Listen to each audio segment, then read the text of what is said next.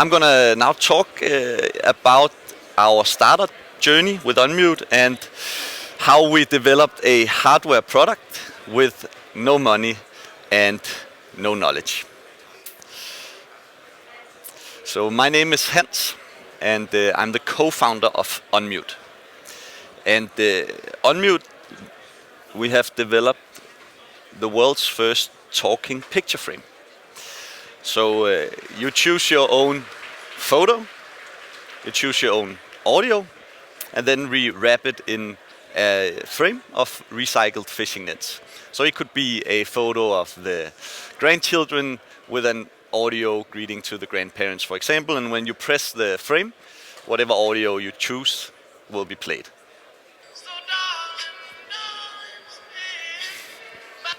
So that was the audio I chose. So in these fast-paced digital times where things often disappear into a digital cloud somewhere, Unmute is created as a meaningful alternative. So you have one photo, you have one audio, that's it, and then you have a memory for life.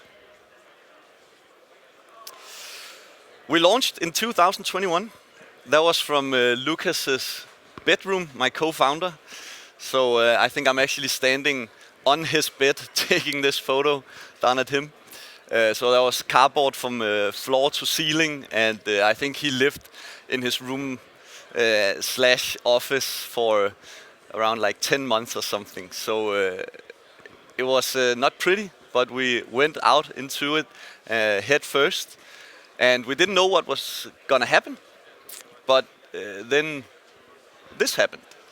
So half a year after we launched, we were actually on summer vacation, summer break. We had a well-deserved break from all the startup work, and we applied for Løvens Hule, but we didn't get accepted. But then all of a sudden, Lucas got a call from someone saying that someone else has canceled their participation in the TV program. If you don't know, it's the Danish version of Shark Tank or Lion's Den. So they said, you have 1 week to prepare. Do you want to show up for Løvens Hule? And we said, of course, yes. And that was a very intense week of our lives preparing for this event and this TV show. So when we were on stage there, we had only sold 230 Unmutes. So it was very early, half a year after we launched. But it went well, and we got Jesper Buch as an investor in the program. So that was the team. And now we have sold, this year we'll sell our Unmute number 10,000. So that was the journey from launch till now, today. But now I want to talk about the time before that. So this is the team. And as you can see, the founders here, we are 2 CBS students. So we have no idea how to develop a hardware product, and we were students, so we didn't really have any money. And we kept getting the same comment. So you don't have any DTU students or engineers or anyone on the team. How did you develop the hardware? So I thought there might, since we keep getting this question, there might be some valuable or interesting story behind this. So therefore the title, how to develop a hardware product with no money and no knowledge. So of course we went through all of the idea phase with the sticky notes and the interviews and market research. We did all the value proposition design and lean startup things that we were taught at CBS. So we knew how to go through all of that. Did some shitty prototypes with some hardware we bought home and just glued it onto some paper, and more interviews and more prototypes. So we knew all about how to go through that process from idea to a concept to a prototype. But we didn't really have any idea of how to go from a prototype to a market ready to sell product. especially since we were two CBS students with no money and no knowledge about actual hardware development or anything. So this is a little insight to how we did it. I think there's many ways that you can go about this and end up in the same result, but this is how we managed to do it. To go from something that we could cut and glue together ourselves into an actual product, and that was the first version of the Unmute, and today it looks like this and like the one I have in my hand here. But it was that was the ready-to-sell first product, and I've broken it down into 4 simple steps. So the first step, and it might sound a little bit counterintuitive, it was that we started selling. So we had an idea of what the product could look like, and then we started to contact cold call companies. So and the reason I have a child up there is because we just felt that we have no idea what we were doing. We're just calling our companies saying, okay, if we develop this product with these specifications and at this price, would you buy it? And how many? So we called up companies saying, would you buy it as a company gift? Or we called up, web shops saying, would you be interested in reselling this product and all of this? And we went also to physical shops, knocking on doors, asking flower boutiques if they want to sell the Unmute together with their flowers and all of this. So we just contact a lot of people trying to sell this before we had the product. And every time we went to a phone call or to a physical retail store or anything, we also always had a letter of intent with us. So we asked them, if we develop the Unmute with these specifications and at this price, will you buy it and how many? And then we ended up selling or having letters of intent signed for 1,400 Unmutes. And I think some of the Unmutes we sold were for a unit price of like 25-30 kroner, and that's completely unrealistic. We would never be able to sell it at that price, but at least we got some people to sign off that they would buy the product if we were to develop it. And that allowed us to go to the next step, which was asking for help. So now we had some confidence that some people would buy this. We could go and confidently ask people for some help with developing this product. So we just ask around, of course, in network, Facebook group, Slack groups, is there anyone who can help a startup with developing the hardware for this idea? And we needed help with 3 things: the engineering and designing of the actual product, then the testing and approval. So if we develop the product, will we actually be allowed to sell it, CE marking and so forth? And then finally, of course, the sourcing and manufacturing. So basically, everything. We needed help with everything. So we started with the first thing, how to develop the product. That's what we really asked for help with, and that was the first time where we really got very, very lucky. So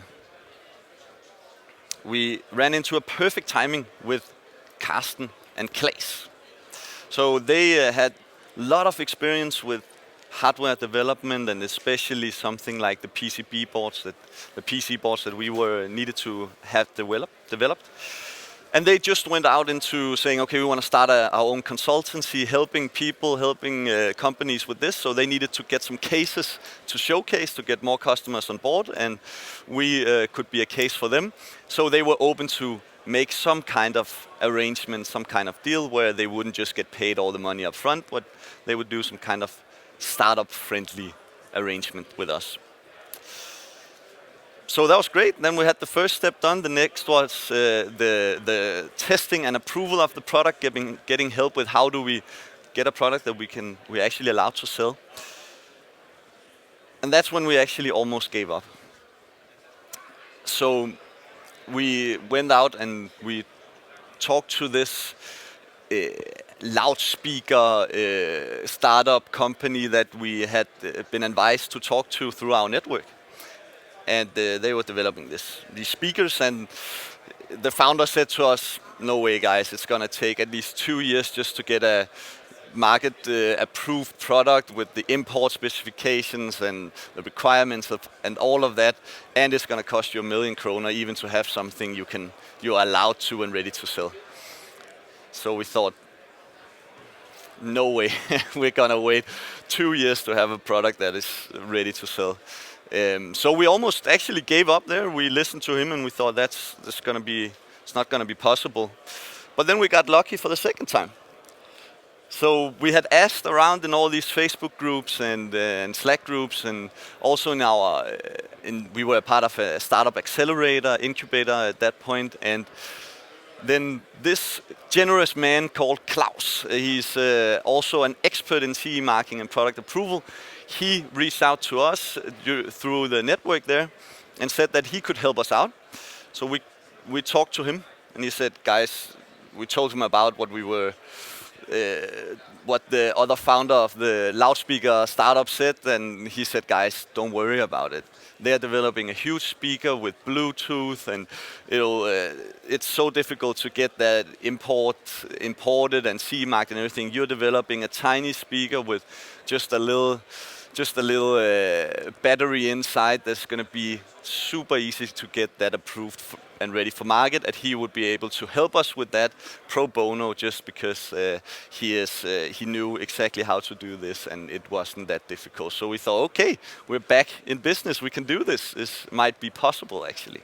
And for anyone, if you just joined in, what the product is, it's an unmute and it's a photo with an audio behind it. So that's why we have a speaker behind this product. So check marks on the first two things. Now we needed sourcing and manufacturing, but that could wait for a bit. Now we need to figure out how do we actually pay Carsten and Claes for their remarkable work. We still need to figure out a good deal there, because we knew that we were to develop a product from just some cheap China prototype that we bought to an actual high quality hardware. And that is going to cost some money, even though they might be nice and do some kind of good deal with us.